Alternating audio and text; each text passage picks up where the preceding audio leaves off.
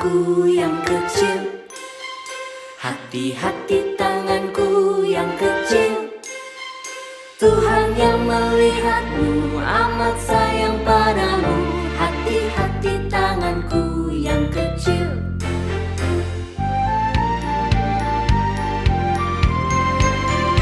Hati-hati kakiku yang kecil, hati-hati kakiku yang kecil. Tuhan yang melihatmu amat sayang padamu, hati-hati kakiku yang kecil.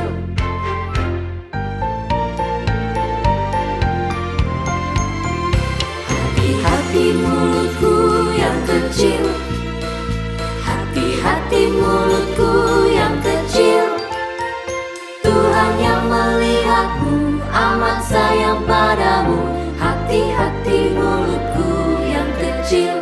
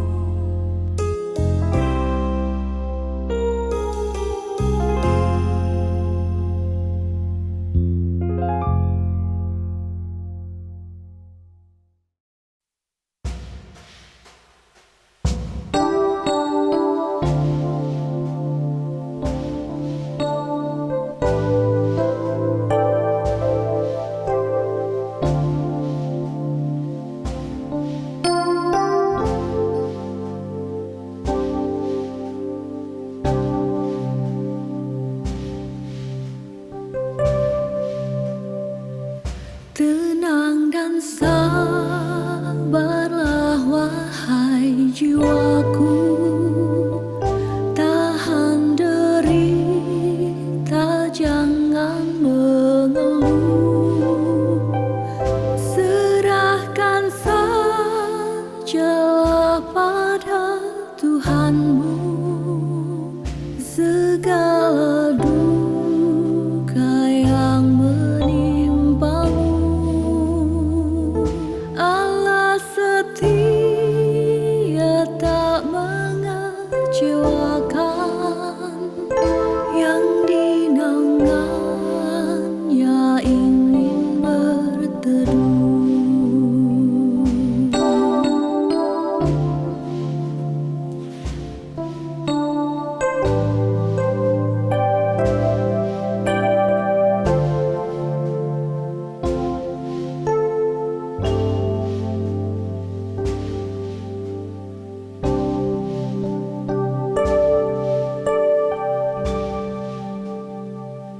Tenang dan sabarlah wahai jiwaku, biarkan Tuhan yang memimpinmu. Sebab di tangan Allah masa lampau, dikendalikan masa depanmu. Gelombang dahsyat takkan menerpamu, karena di bawah kuasa Tuhanmu.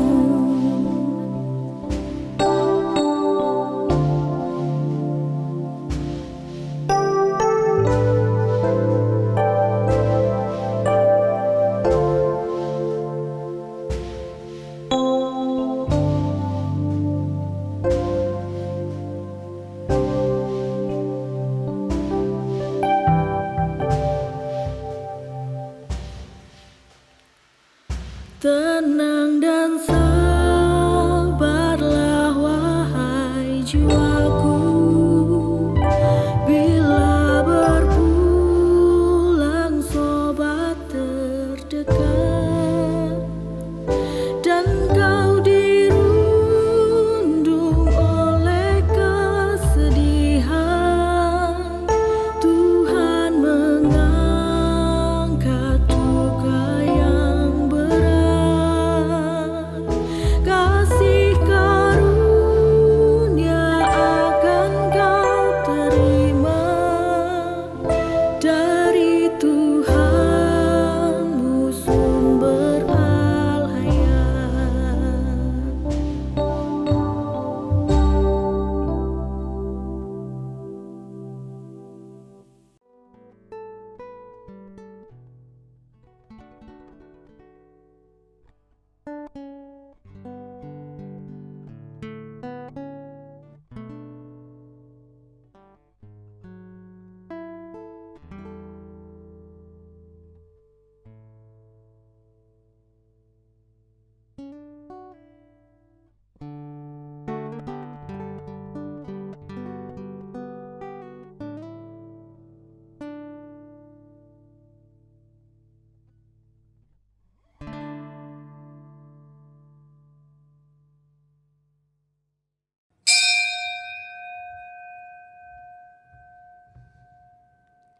Umat Tuhan yang terkasih, kami informasikan bahwa link ibadah minggu online yang diselenggarakan oleh GKI Taman Aries melalui YKB TV hanya bisa diakses pada 4 jam kebaktian, yaitu pada pukul 9, pukul 11, pukul 5 sore, dan pukul 7 malam.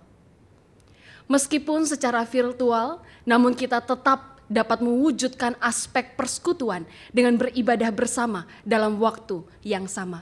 Demikian warta pada hari ini. Mari kita mempersiapkan diri untuk memulai ibadah kita dengan bersaat teduh.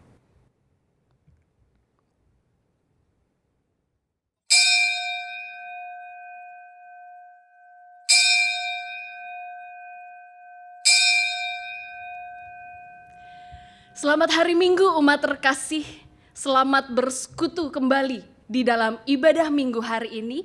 Dan Mazmur pasal 29 ayat 2 menyatakan kepada kita, berilah kepada Tuhan kemuliaan namanya, sujudlah kepada Tuhan dalam semarak kekudusan. Maka mari kita memuliakan nama Tuhan dalam pujian dan sembah yang agung dan kudus.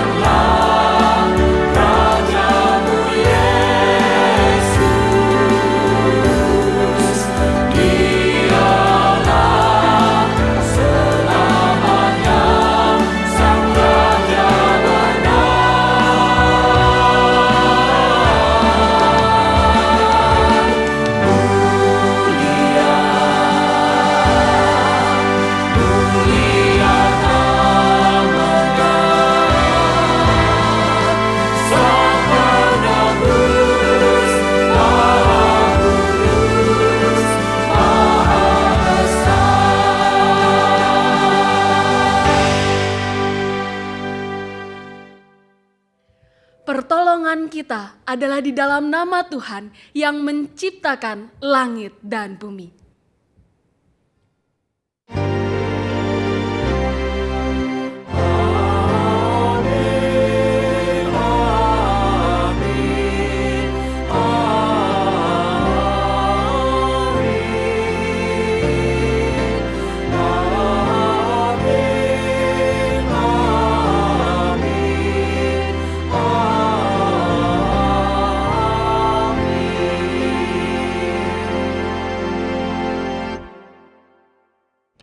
Tuhan beserta saudara.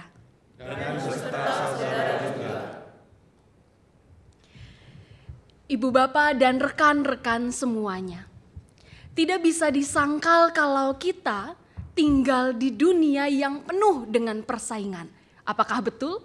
Apakah kita merasakannya? Manusia saling bersaing untuk menjadi yang terbaik. Dan kadang persaingan itu membuat manusia saling menjatuhkan sesamanya. Meski tahu hal itu tidak baik, tetapi manusia tetap melakukannya demi mengejar diri apapun sebagai pemenang. Dan inilah yang seringkali menjadi standar di dunia untuk mengukur betapa berharga dan mulianya hidup seseorang. Di Minggu Transfigurasi, saat gereja memperingati peristiwa Yesus dimuliakan di atas gunung, kita diajak untuk merefleksikan model kemuliaan Allah yang memiliki standar berbeda dengan dunia. Alih-alih menjatuhkan dan mempecundangi, Allah malah bersolidaritas kepada manusia yang telah berdosa di hadapannya. Mari kita merendahkan hati di hadapan Tuhan. Sudahkah kita sungguh-sungguh mengimani Tuhan yang menunjukkan kemuliaannya dalam solidaritas tanpa batas? Mari kita berdoa.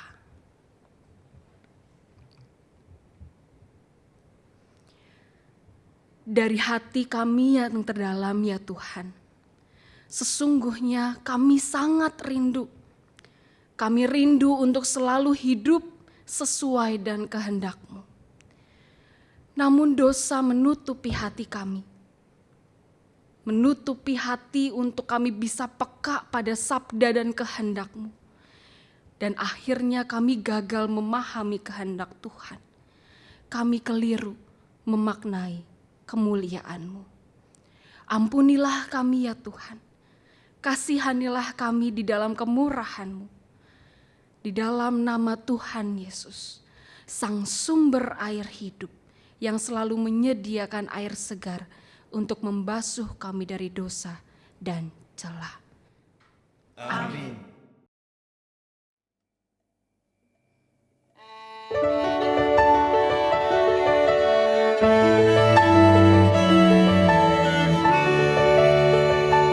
Ku amat haus di gurun dosa dan celah, tak ku dapatkan air yang segar, tetapi ku hampiri salib Golgota, ku dapat air hidup yang benar.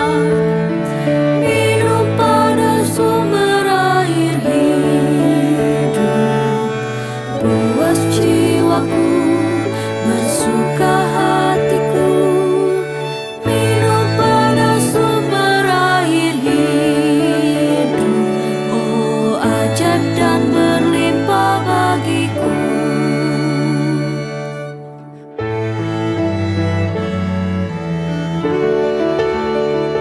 Segarlah air hidup dari Allahku, membuat hatiku terus bergemar.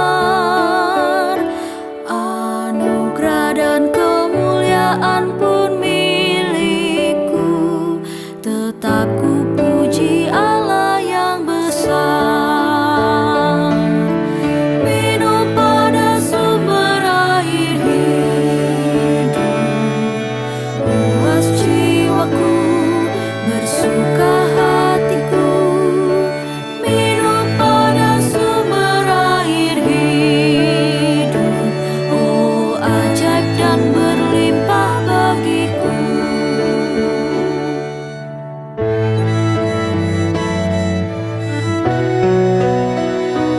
Pendosa tak ingin kekal ke Kalvari, di sana air telah berbuah terus. Bagimu air itu bebas diberi, jiwamu puas oleh penebus. Minum pada sumber air hidup, puas jiwaku, bersuka hatiku. Minum pada sumber air hidup, oh ajaib dan berlimpah bagiku.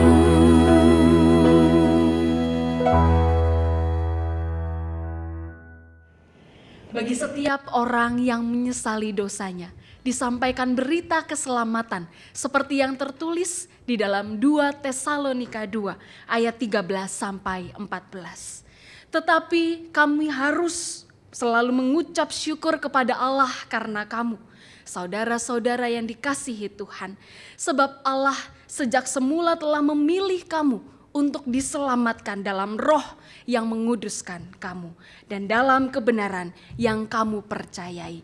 Untuk itulah Ia memanggil kamu melalui Injil yang kami beritakan, sehingga kamu boleh memperoleh kemuliaan Tuhan kita, Yesus Kristus. Di dalam Kristus engkau telah diampuni. Di dalam Kristus engkau pun telah diampuni. Damai Kristus bagimu. Damai Kristus bagimu juga.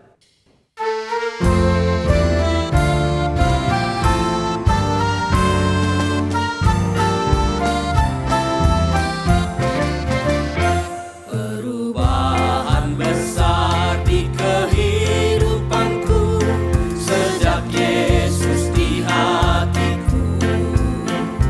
Di jiwaku bersinar terang yang cemerlang sejak Yesus di hatiku. Sejak Yesus di hatiku. Sejak Yesus di hatiku. Jiwaku bergemar bagai ombak besar sejak Yesus di hatiku.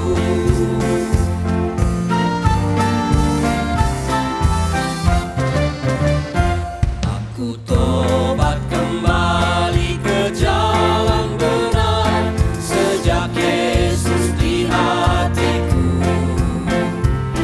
Dosaku dihapus, jiwaku segar sejak Yesus di hatiku. Sejak Yesus di hatiku. Sejak Yesus di hatiku.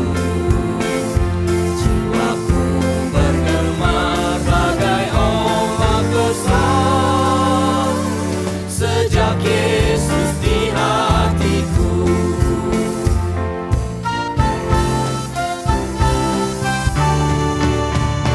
Aku rindu pergi ke tempat Tuhanku sejak Yesus di hatiku. Aku riang gembira berjalan terus sejak Yesus di hatiku. Sejak Yesus di hatiku. Sejak Yesus di hatiku. Jiwaku bergemar bagai ombak besar sejak Yesus di hatiku.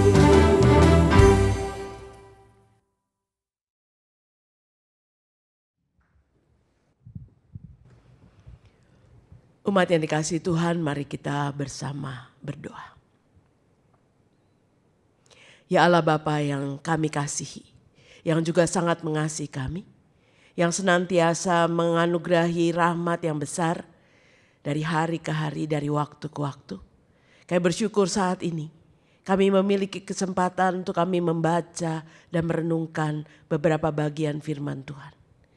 Karena itu biarlah Roh Kudus boleh beracara di dalam kami, meliputi kami dan menaungi kami. Agar setiap kami boleh memahami firman dengan benar, boleh mengerti hikmat-Mu, dan kami boleh disegarkan jiwa kami. Karena itu ya Bapa, berfirmanlah, karena kami sedia untuk mendengar.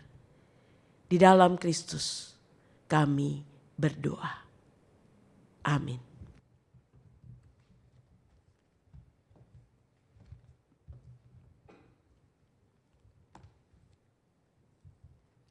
Bacaan pertama dari 2 Raja-Raja 2 ayat 1 sampai 12.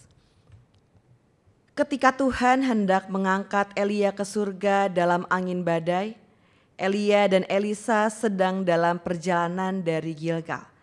Berkatalah Elia kepada Elisa, "Tinggallah di sini, sebab Tuhan menyuruh aku ke Betel."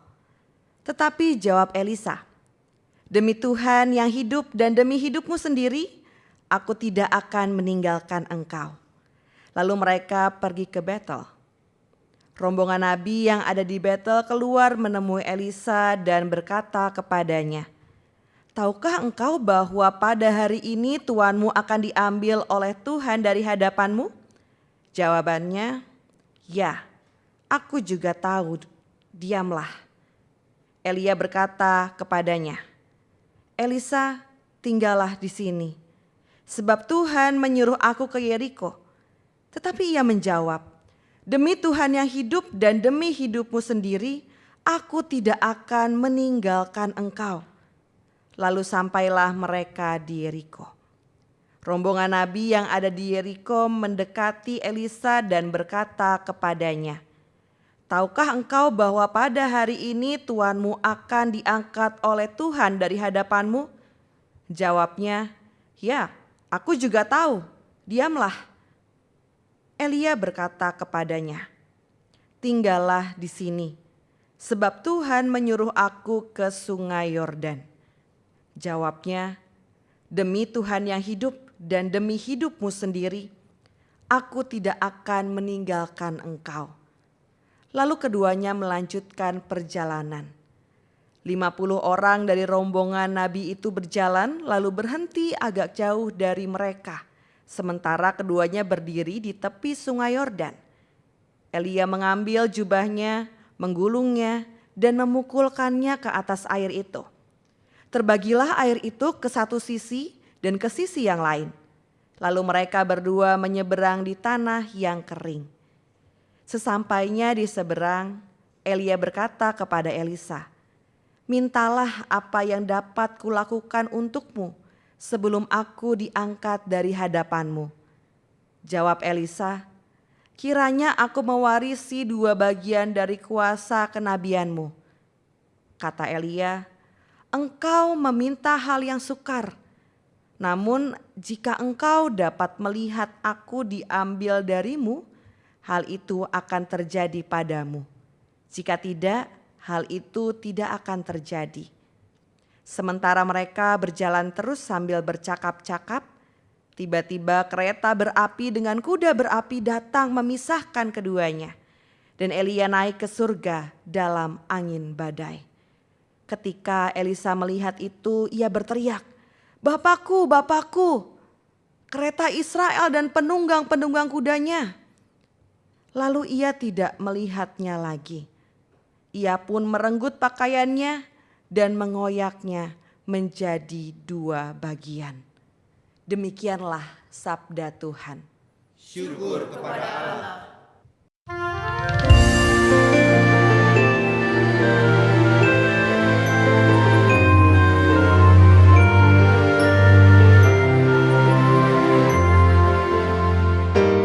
Dari Sion puncak keindahan,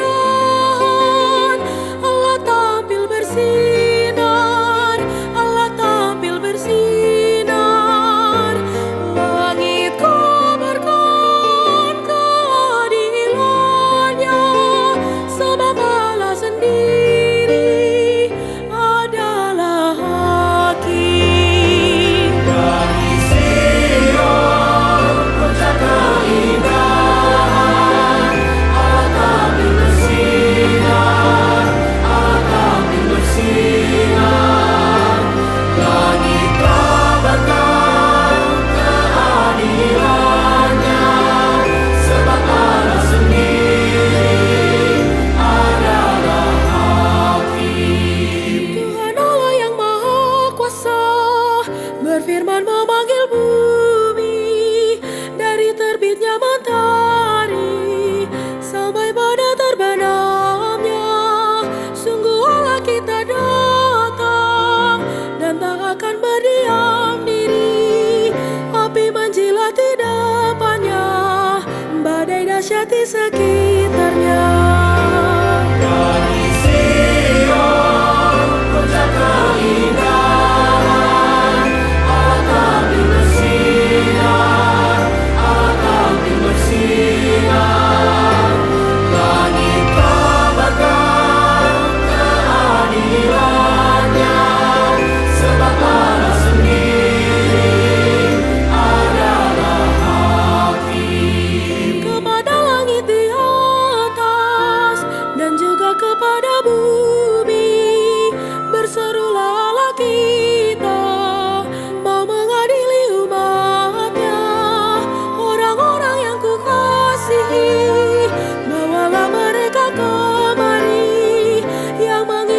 perjanjian berdasar korban sembelihan.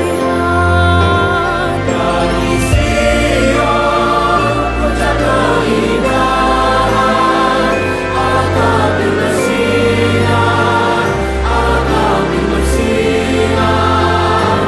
Langit kabarkan keadilannya, sebab Allah sendiri adalah hakim.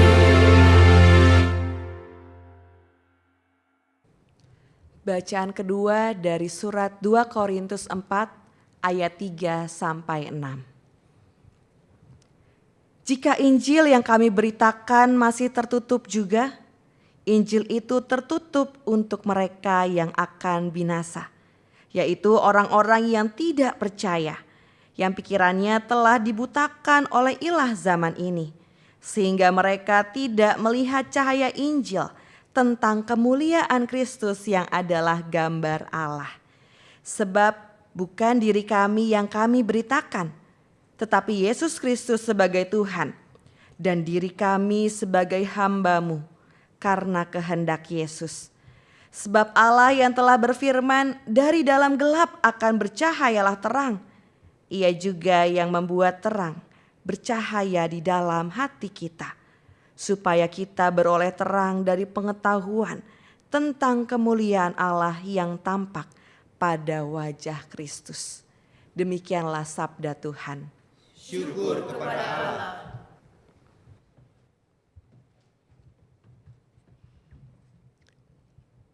Umat Tuhan, bacaan Injil menurut Injil Markus pasal 9 ayatnya yang kedua sampai dengan ayatnya yang ke-9. Demikian. 6 hari kemudian Yesus membawa Petrus, Yakobus dan Yohanes, dan bersama mereka Ia naik ke sebuah gunung yang tinggi. Di situ mereka sendirian saja.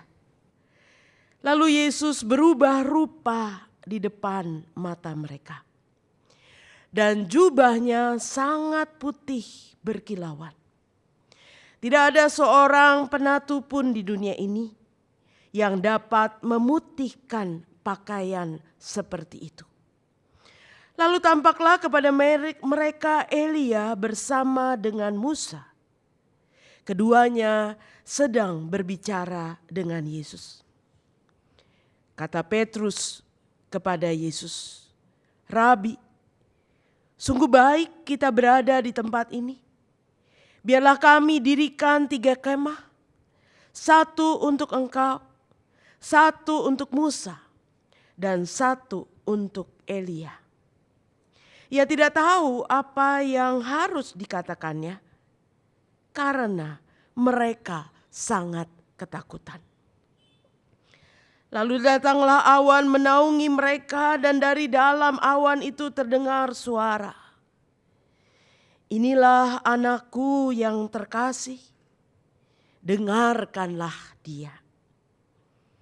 Tiba-tiba sewaktu memandang sekeliling, mereka tidak melihat seorang pun lagi bersama mereka, kecuali Yesus seorang diri. Pada waktu turun dari gunung itu, Yesus memperingatkan mereka supaya jangan menceritakan kepada siapapun apa yang telah mereka lihat itu, sebelum Anak Manusia bangkit dari antara orang mati. Demikianlah Injil Yesus Kristus. Berbahagialah mereka yang mendengarkan firman dan yang memeliharanya.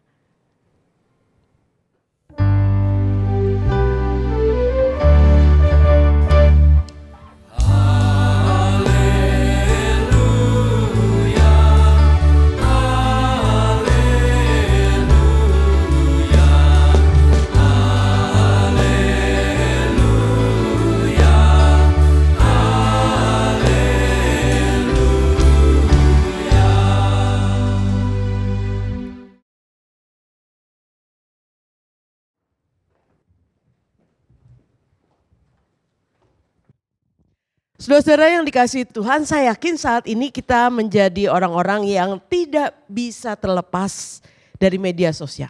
Ya, saya selalu melihat kemana-mana orang selalu bawa handphone. Ya, kita menjadi generasi yang menunduk. Ya, dimanapun, ketika sedang antri di rumah sakit, ketika sedang menunggu bis, ketika sedang berada di kesendirian, saya yakin kita semua tidak bisa terlepas dengan media sosial kita. Ada 3 tipe orang ya dalam rangka bersahabat atau berelasi dengan media sosial. Yang pertama adalah orang yang disebut listener, orang yang mengamati. Ya, selalu scroll ya, entah Instagram, Facebook dan sebagainya, YouTube, melihat apa sih yang sedang terjadi ya, mencermati. Tapi orang yang jadi listener ini biasanya dia tidak suka terlibat lebih banyak. Mungkin dia tidak akan melike ya, karena dia tidak mau meninggalkan jejaknya ya di dunia digital itu. Yang kedua adalah tipe orang yang disebut sebagai aktivis. Orang yang selalu rajin ya, men-share, rajin untuk membuat orang lain tahu dia sedang ada di mana, apa yang sedang dia lakukan, dia sedang liburan di mana, dia sedang makan apa ya, sebelum makan difoto dulu lalu di-share sehingga orang bisa tahu oh dia ada di sini, dia ada di sana dan dia tidak mau orang tidak tahu dia di mana dan dia sedang mengerjakan apa. Itu tipe yang kedua, tipe aktivis. Dan ada tipe yang ketiga adalah social butterfly. Tipe yang ketiga ini menarik. Tipe yang ketiga ini adalah tipe yang membuat Anda seolah-olah selalu tidak mau ketinggalan. Mengikuti apa sih yang sedang dia lakukan. Dia membuat Anda tidak mau ketinggalan, kehilangan berita, upload yang terakhir. Sehingga Anda merasa terhubung dengan orang itu. Anda merasa dekat dengan orang itu. Anda merasa mungkin juga akrab dengan dia. Dan itulah sebabnya biasanya social butterfly ini memiliki follower yang luar biasa jumlahnya. Nah kalau saya mau bertanya nih, kira-kira Anda termasuk tipe yang mana nih? Yang listener? Yang aktivis atau social butterfly yang punya follower banyak karena selalu mengikuti Anda. Kira-kira yang mana? Nggak ada yang ngaku ya. Padahal ada yang ketiga sih mungkin di antara yang ada di depan ini ya. Kalau saya sendiri kayaknya tipe listener aja ya. Saya nggak banyak memberi like kepada orang lain, saya cuma mengamati, oh jemaat saya ini sedang jalan-jalan mungkin ya. Jemaat saya ini sedang ada di kota lain atau dia mungkin di rumah sakit memperlihatkan infusnya dan memfoto infusnya dan share. Kadang-kadang juga begitu ya. Itulah sebabnya tiap kita punya kebiasaan yang berbeda. Tapi saya yakin ada banyak di antara kita yang punya kebanggaannya adalah kalau orang lain follow saya ya. Kalau kita punya follower yang banyak dan itu sebabnya kita bangga kalau orang bisa mengenal kita. Kita bisa menarik orang lain. Ya saya tidak tahu seberapa banyak Anda atau orang muda terutama yang suka ya untuk memiliki follower yang banyak. Sah-sah saja ya. Kalau Anda memiliki kebiasaan seperti listener, aktivis atau social butterfly is okay. Cuma persoalannya adalah sejauh mana kita bisa membagi sesuatu yang betul-betul berguna. Membagi sesuatu yang bisa menginspirasi orang lain. Bukan sekedar dia tahu apa yang kita lakukan, tapi kita bisa mengedukasi orang lain dengan apa yang kita upload. Nah saudara-saudara, pertanyaan saya, kira-kira Tuhan Yesus itu termasuk tipe yang mana? Ya Yesus tidak hidup di masa media sosial seperti kita sekarang ya. Tapi kalau kita melihat secara khusus dari ayatnya yang kita baca dalam Markus, baik dalam pasal 9 yang tadi kita baca maupun dalam perikop sebelumnya. Tuhan Yesus tentunya bukan orang yang suka mengekspos dirinya ya. Bahkan dikatakan berkali-kali Yesus memiliki kesempatan-kesempatan untuk dia bisa membuat orang lain tertarik pada dia, tapi Yesus menahan dirinya. Dalam bagian bacaan yang kita baca, Yesus ketika naik ke atas gunung, dia hanya mengajak 3 orang muridnya. Murid yang pada saat itu cukup dekat dengan Yesus. Murid yang mungkin lebih dipercaya atau sangat dia percaya, yaitu Petrus, Yakobus, dan Yohanes. 3 orang murid yang diajak oleh Yesus naik ke atas gunung. Itu berarti Yesus membatasi. Ya, dia tidak mengajak ke-12 muridnya atau dia tidak mengajak orang banyak, hanya kelompok kecil atau 3 orang murid yang boleh menemani dia dan mengalami peristiwa-peristiwa yang luar biasa bersama dengan dia. Dan pada saat mereka bersama Yesus naik ke atas gunung itu, Markus tidak bicara banyak, dia hanya bicara dengan kata-kata yang sederhana, langsung. Dan dia mengatakan ketika mereka naik ke atas gunung dan sendirian saja, jauh dari orang banyak, dikatakan lalu Yesus berubah rupa di depan mata mereka. Berubah rupa seperti apa? Dikatakan jubahnya sangat putih berkilauan. Tidak ada seorang penatu pun di dunia ini yang dapat memutihkan pakaian seperti itu. Wah, ini tambahan penulis yang menarik ya. Putihnya bukan karena putih karena mungkin dikasih bakelin gitu ya, atau dikasih pemutih, bukan. Karena putih yang terlihat adalah putih yang berkilauan yang belum pernah dilihat. Itu yang menunjukkan bahwa perubahan rupa Yesus adalah perubahan rupa yang belum pernah mereka saksikan sebelumnya. Kisah perubah rupa inilah yang disebut dengan transfigurasi. Dan saudara-saudara, transfigurasi inilah yang pertama kali dilihat oleh 3 muridnya. Kisah transfigurasi ini adalah kisah peneguhan tentang siapa Yesus, jati diri Yesus. Bahwa Yesus bukan orang biasa, bukan orang yang menjadi bagian dari mereka saja. Tapi Yesus adalah seorang yang luar biasa. Bahkan suara yang terdengar dari dalam awan meneguhkan dengan mengatakan, inilah anakku yang terkasih, dengarkanlah dia. Itu berarti kisah transfigurasi ini adalah peneguhan dari Allah sendiri tentang siapa Yesus, bahwa dialah sang anak Allah, bukan sekedar yang dikasihi, tapi yang terkasih, yang terutama, yang sangat dikasihi oleh Allah. Dan oleh karena itu saudara-saudara, kita melihat dari transfigurasi ini betapa Yesus memiliki kemuliaan yang besar, kemuliaan yang berasal dari Allah. Kemuliaan ilahi. Dan itu sebabnya transfigurasi ini adalah sesuatu yang hanya boleh dilihat oleh sedikit orang. Hanya 3 orang murid. Karena Yesus tidak mau orang banyak menyaksikannya kemudian mensalah artikan kemuliaan Yesus.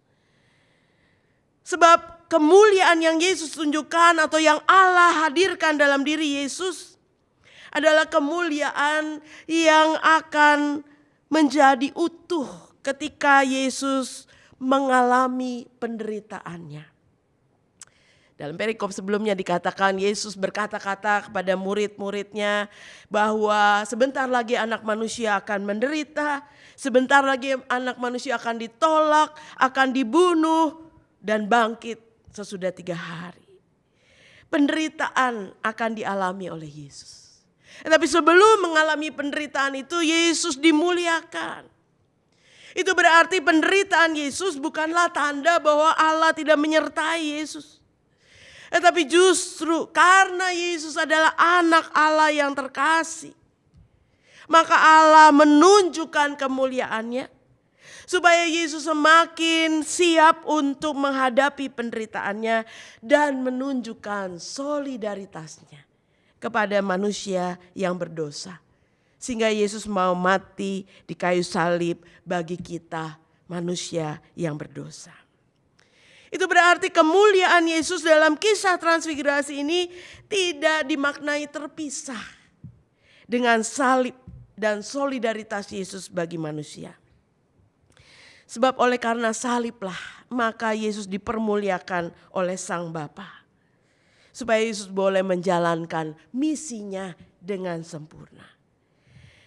Dan dalam bacaan ayatnya yang keempat dikatakan, setelah itu tampaklah kepada mereka Elia bersama dengan Musa, keduanya sedang berbicara dengan Yesus. Menarik.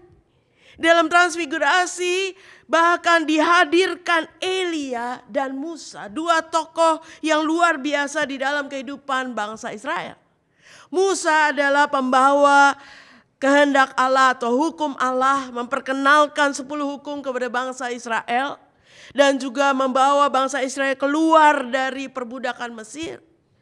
Dan Elia adalah penegak kehendak Allah yang menyadarkan lagi bangsa Israel bagaimana setia untuk menyembah Allah. Sehingga dia berani berhadapan dengan 450 nabi Baal untuk memperlihatkan siapa Allah yang sesungguhnya.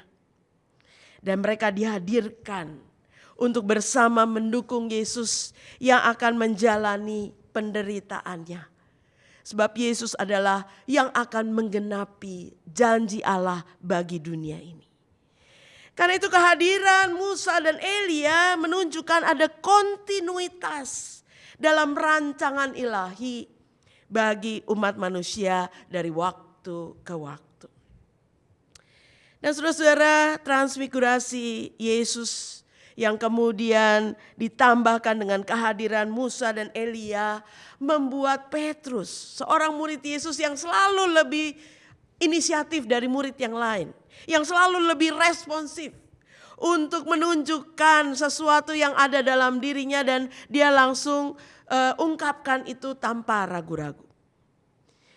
Dalam ayatnya kelima dikatakan Petrus berkata kepada Yesus, "Rabi, sungguh baik kita berada di tempat ini. Mari kita dirikan 3 kemah. 1 untuk engkau, 1 untuk Musa, dan 1 untuk Elia." Saudara, apa yang ditunjukkan oleh Petrus? Petrus ingin berlama-lama untuk menikmati kemuliaan Yesus, untuk menikmati kebahagiaan di mana dia bisa melihat Yesus bersama dengan Musa dan Elia. Itu pengalaman yang luar biasa. Pengalaman yang menggetarkan atau disebut mysterium tremendum, ya. Dan pengalaman yang menggetarkan itu dia tidak ingin cepat-cepat hilang daripadanya. Dia tidak ingin cepat-cepat berakhir. Karena itu baiklah mendirikan kemah. Baiklah berlama-lama bersama-sama di situ. Untuk bisa menyaksikan kemuliaan Kristus. Petrus tidak sadar bahwa permintaannya itu punya konsekuensi. Kalau Yesus berlama-lama di situ, maka misi Yesus juga tidak akan terwujud. Padahal Yesus akan harus segera menyelesaikan misinya. Untuk boleh menunjukkan solidaritasnya bagi dunia ini. Dia tidak sadar bahwa kemuliaan itu mesti dicapai karena perjuangan dan penderitaan. Dan karena itu sekalipun permintaan itu permintaan yang wajar dikatakan oleh seorang murid Tuhan sebagai Petrus. Yang menunjukkan bahwa dia nyaman berada dalam situasi itu. Tetapi ternyata Petrus tidak boleh terlena dengan kenyamanan itu. Petrus tidak boleh terlena dan oleh karena itu diperdengarkanlah suara, "Inilah anakku yang terkasih, dengarkanlah dia." Bahwa Petrus harus mendengarkan Yesus, bukan Yesus yang harus mendengarkan Petrus. Sebab Petrus sering kali mendesak, Petrus sering kali menunjukkan keinginannya dan sedikit memaksa Yesus untuk melakukan apa yang dia mau. Tetapi suara itu mengagetkan dia atau menyadarkan dia bahwa dia harus mendengarkan Yesus. Dan kemudian setelah berapa lama dikatakan tiba-tiba Yesus tinggal seorang diri. Dan kemudian Yesus mengajak mereka turun dari gunung itu. Sambil mengingatkan mereka untuk jangan menceritakan kepada siapapun apa yang mereka lihat sebelum Anak Manusia itu bangkit dari antara orang mati. Saudara-saudara, itu mau menunjukkan bahwa Yesus juga tidak mau berlama-lama di dalam kenyamanan itu. Sekalipun kenyamanan itu pasti akan memberikan damai sejahtera, memberikan sukacita, memberikan kebahagiaan. Tetapi Yesus mengatakan mereka harus turun. Karena mereka punya tugas yang harus diselesaikan. Dan karena itu Yesus mengatakan kepada murid-muridnya, jangan menceritakan. Yesus bukan tipe orang yang selalu ingin dikisahkan tentang kemuliaannya, tentang kuasanya, tentang segala macam hal yang luar biasa dari dirinya. Tapi berulang kali dikatakan jangan kamu menceritakan. Dalam bagian ini jangan menceritakan peristiwa transfigurasi ini. Sebab itu bisa menimbulkan salah paham dari orang banyak yang kemudian mungkin mengelulukan Yesus dan melupakan penderitaannya. Padahal Yesus datang ke dalam dunia ini untuk menjadi misi keselamatan Allah bagi dunia ini. Karena itu Yesus bukan orang yang suka menonjolkan dirinya, menonjolkan kuasanya, menonjolkan kemuliaannya. Dia tidak mau itu terekspos pada orang banyak.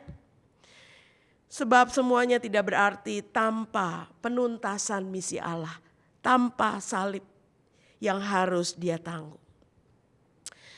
Nah saudara, firman Tuhan mau mengatakan kepada saudara dan saya bahwa di tengah segala kenyamanan yang seringkali kita rasakan di tengah dunia ini. Dunia ini menawarkan banyak kenyamanan, banyak kenikmatan duniawi yang mungkin membuat kita suka berlama-lama. Siapa yang gak suka kalau kita berlama-lama dengan kesendirian kita, menikmati hari libur kita, menikmati kesukaan kita, mungkin nongkrong-nongkrong atau melakukan apapun yang kita sukai berlama-lama. Siapa yang gak mau?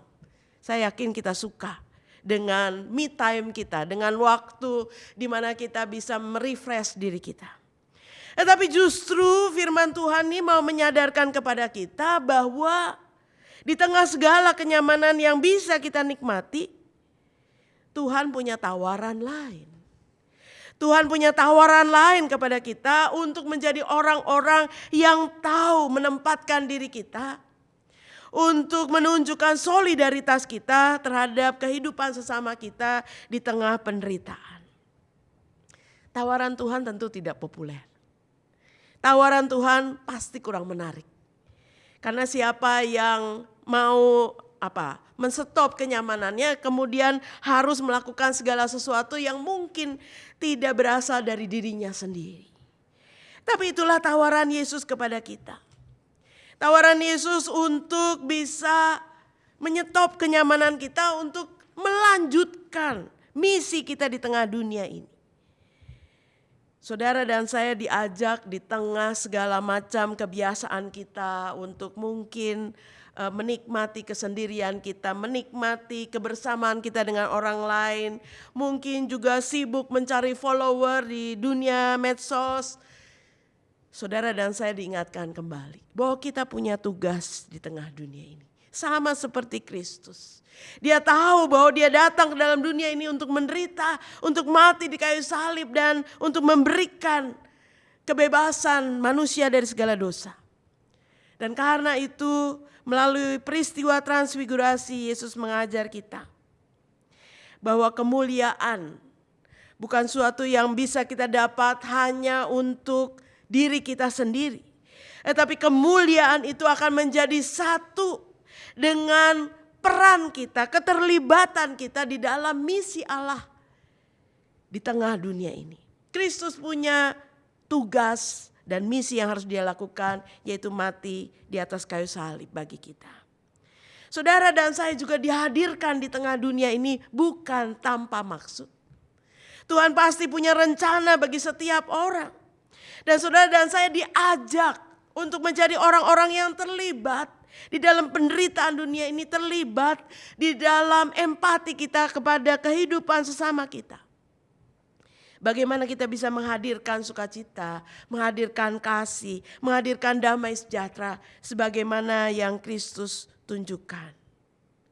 Kristus meninggalkan kenyamanan, menyuruh Petrus untuk meninggalkan kenyamanan dan bergerak menuju Golgota.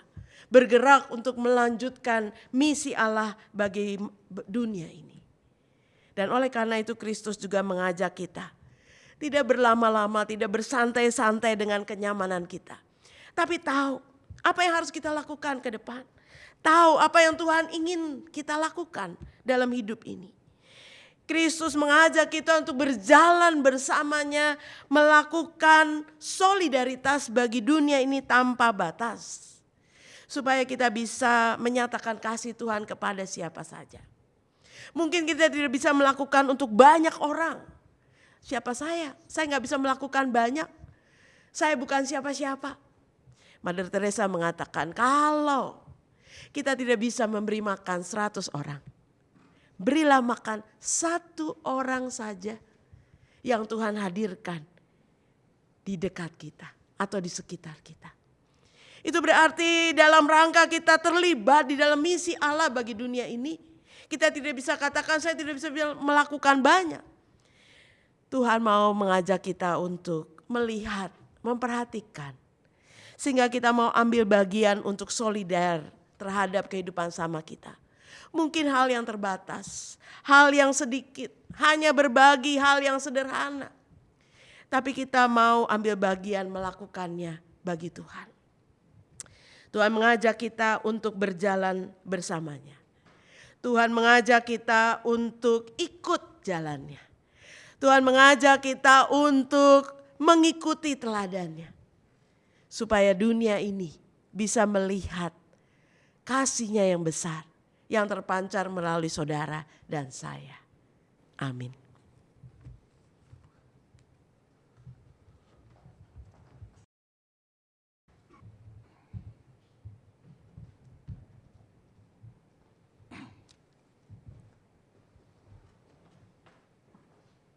Mari kita bersama dengan umat Allah di masa lalu, masa kini, dan masa depan, mengingat janji baptisan kita dengan mengikrarkan pengakuan iman rasuli. Aku percaya pada Allah, Bapa yang Maha Kuasa, Khalik langit dan bumi, dan kepada Yesus Kristus, Anaknya yang tunggal Tuhan kita, yang dikandung dari Roh Kudus, lahir dari anak darah Maria, yang menderita sengsara di bawah pemerintahan Pontius Pilatus, disalibkan, mati dan dikuburkan, turun ke dalam kerajaan maut.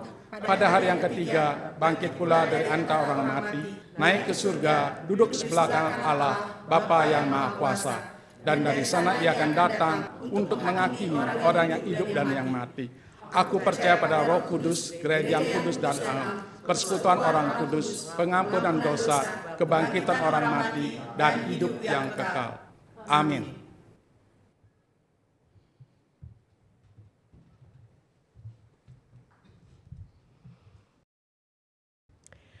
Umat Tuhan, mari kita menaikkan syafaat kita. Ya Allah Bapa yang sungguh mengasihi kami. Kami bersyukur karena Engkau sudah mengutus Kristus untuk menunjukkan kasih dan solidaritasnya bagi kami. Tolong kami Tuhan di tengah kehidupan kami, di tengah segala situasi dan konteks keseharian kami. Kami menjadi orang-orang yang tidak hanya terfokus pada diri kami sendiri, tetapi kami menjadi orang-orang yang terbuka untuk memperhatikan orang-orang sekitar kami. Untuk juga belajar untuk solider dalam kehidupan sesama kami. Sehingga kami menjadi perpanjangan tangan kasih Kristus yang boleh menunjukkan kasih-Nya kepada sesama kami. Siapapun mereka, dimanapun mereka, Tuhan hadirkan. Biarlah Tuhan, Engkau boleh menggerakkan hati kami untuk meresponnya dengan kasih yang besar yang sudah Kau tunjukkan bagi kami. Kami mau menyerahkan bagi setiap orang yang pada saat ini sedang menderita. Mungkin karena sakit penyakit. Biarlah Tuhan yang boleh jamah dan sembuhkan. Sehingga mereka boleh dipulihkan, diberikan kekuatan dan kesehatan. Kami juga berdoa bagi mereka yang mungkin sedang menderita. Oleh karena tekanan, oleh karena perlakuan tidak adil. Oleh karena mereka dibedakan, oleh karena mereka menghadapi situasi-situasi sulit. Tuhan, jangan biarkan mereka sendirian. Tetapi biarlah Tuhan yang boleh menopang mereka, sehingga mereka boleh melihat bagaimana Tuhan tidak meninggalkan mereka. Bahkan Tuhan membuka jalan agar mereka tahu langkah yang harus mereka ambil. Tidak mengambil pilihan-pilihan yang salah. Tetapi biarlah Tuhan yang boleh menuntun mereka untuk berjalan di jalan-Mu dan menemukan kebahagiaan yang Tuhan sediakan.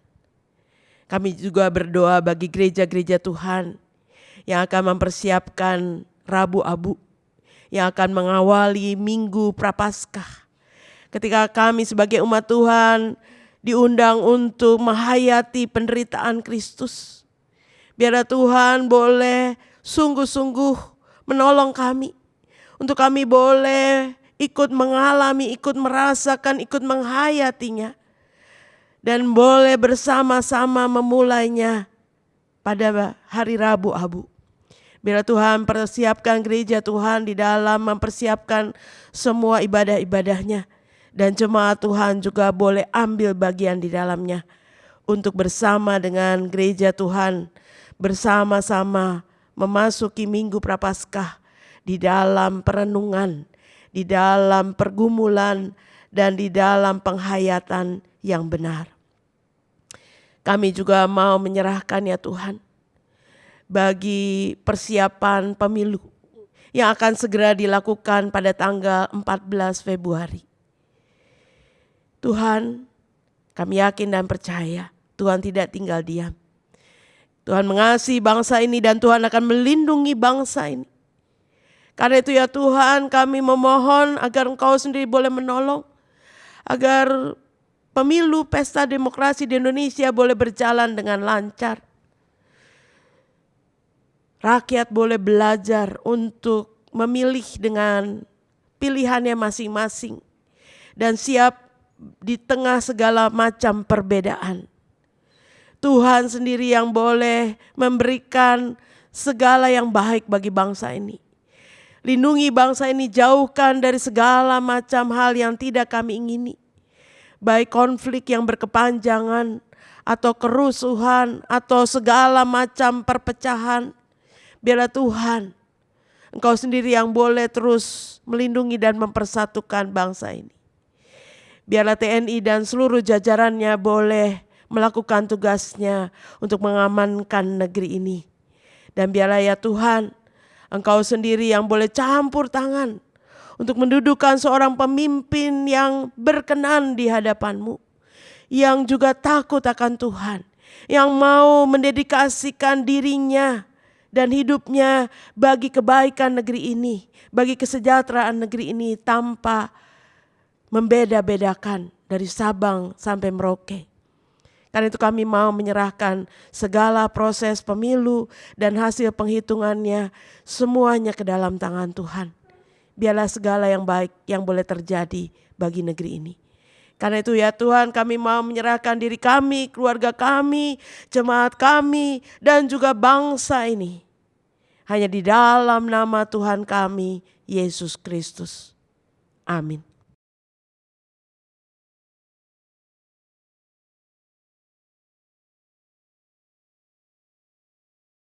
Umat yang dikasihi Tuhan, dengan sukacita marilah kita menyatakan syukur kepada Tuhan.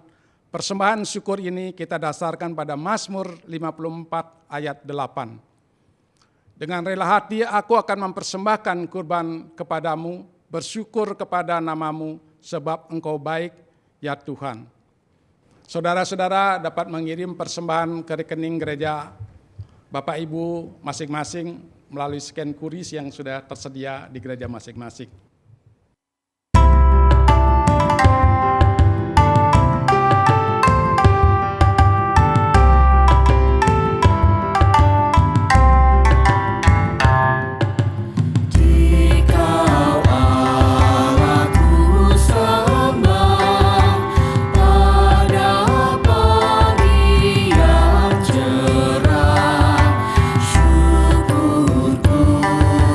Kepadamu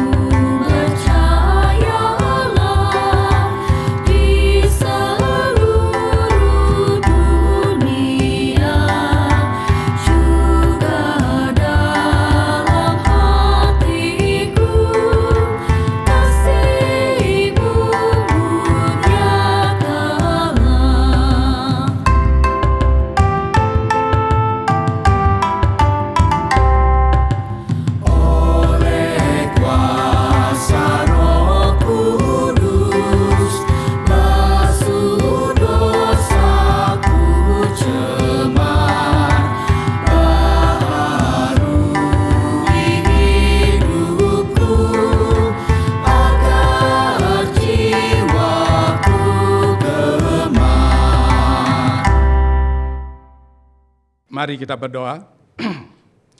Kami memuji dan menyembah-Mu ya Tuhan, Engkau yang begitu mulia, mau bersolidaritas dengan kami manusia yang hidupnya telah jauh dari kemuliaan. Engkau membasuh kami dari dosa yang cemar untuk memperbarui diri kami.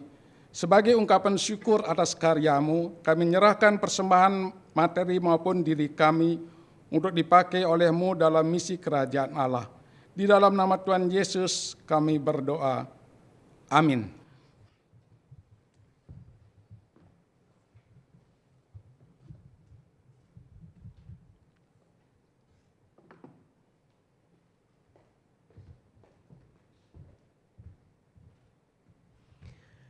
Kemuliaan Allah hadir dalam solidaritas tanpa batas.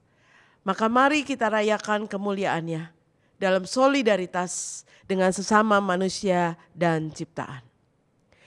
Jadilah selalu saluran berkat bagi sesama di tengah dunia yang lebar maupun sempit.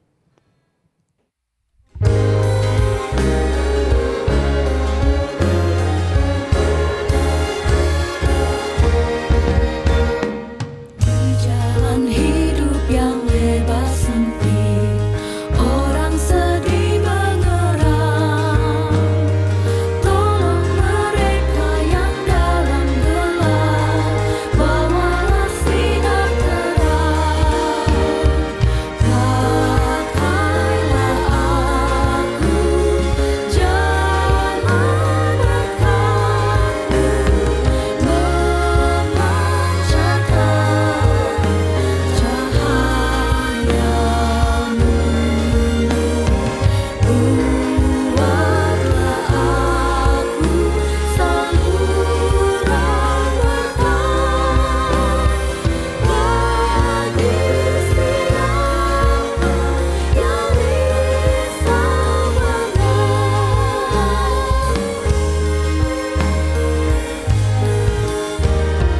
Wartakan Kristus dengan kasih-Nya, pengampunan-Nya penuh. Orang akan datang apabila Engkau menjadi saksi teguh. Pakailah aku jalan berkat-Mu, memancarkan cahaya-Mu. Buatlah aku saluran berkat bagi siapa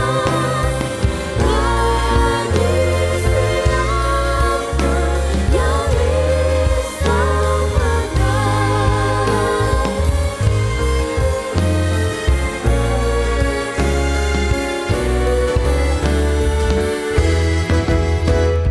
seperti Tuhan memberi padamu dan mengasihi dikau.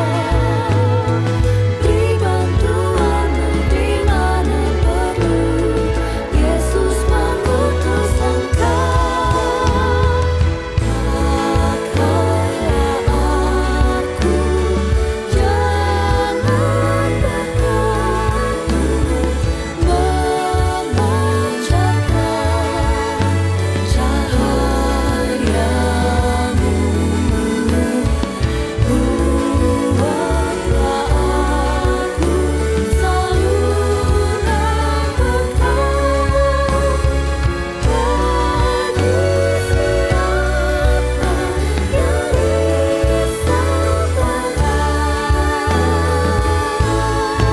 yang risau Arahkanlah hatimu kepada Tuhan. Kami mengarahkan hati kami kepada Tuhan. Jadilah saksi Kristus. Syukur kepada Allah, Terpujilah Tuhan. kini dan selamanya. Kini terimalah berkat Tuhan.